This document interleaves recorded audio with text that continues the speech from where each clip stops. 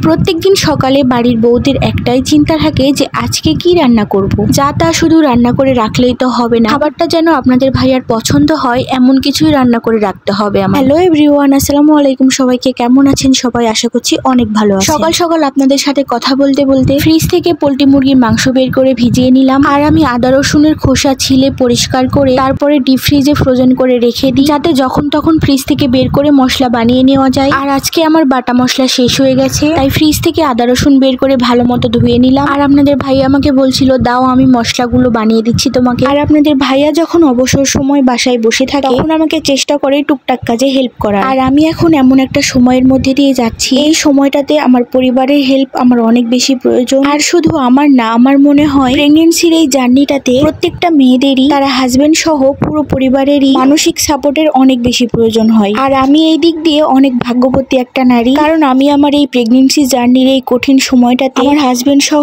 তার পুরো ফ্যামিলিরই আমি সাপোর্ট পাই। তাদের সাথে কথা বলতে বলতে বাটা মশলাগুলো বাটিতে করে ফ্রিজে রেখে দিলাম আর কিছুটা রান্নার জন্য এখানে নিলাম। এইদিকে আমি রান্নাটাও বসিয়ে দিয়েছি। আপনাদের ভাইয়াকে কি রান্না করব জিজ্ঞেস করাতে সে বলল পোল্ট্রি মুরগির মাংস দিয়ে নরম করে খিচুড়ি রান্না করো, এভাবে খিচুড়ি রান্না করলে অনেক মজা লাগে। তার কথা মতো আমি খিচুড়ি রান্না করতেই চলে এসেছি। প্রথমে একটা পাতিল বসিয়ে দিলাম চুলার উপর, তারপরে খিচুড়ি রান্না করতে যত ধরনের মশলা লাগে সবগুলোই মশলা কষিয়ে নিয়েছি। তার মধ্যে দিয়ে দিলাম কেটে রাখা মাংসগুলো কিছুক্ষণ মশলার মধ্যে নাড়াচাড়া করার পর পরিমাণ মতো পানি দিয়ে দিলাম মাংস কষানোর জন্য। এই রান্নাটা যদি মাটির চুলাতে করতে পারতাম তাহলে আরো বেশি ভালো লাগতো। মাটির চুলাতে রান্না করাটা একটু কষ্টকর হয়ে যায়, আপনাদের ভাইয়া আমাকে এই সময়টাতে মাটির চুলাতে রান্না করতে একদমই দেয় না। চুলার উপরে মাংসটা হতে থাকে, এবার আমি চালটা ধুয়ে নিয়ে আসি। এগুলো আমাদের বাড়ির ধানেরই চাল, এই চালে খিচুড়ি রান্না করলে অনেক ভালো লাগে খিচুড়ি খেতে। চাল ধুয়ে আনতে আনতে মাংসটাও কষানো হয়ে গেছে, এবার পাতিলের মধ্যে দিয়ে দিলাম সেই ধুয়ে রাখা চালগুলো। এই সময়টাতে চুলার তাপমাত্রা একটু কমে রাখতে হবে, চালের সাথে মাংস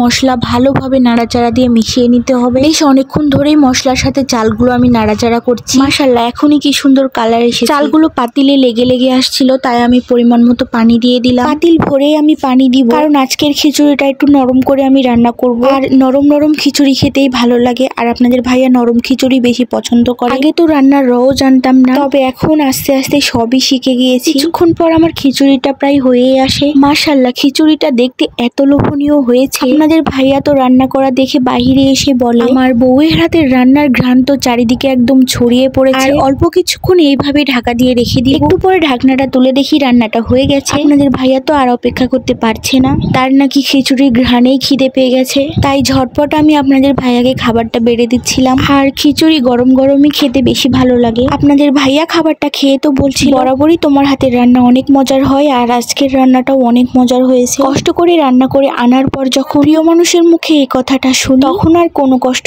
মনে হয় না।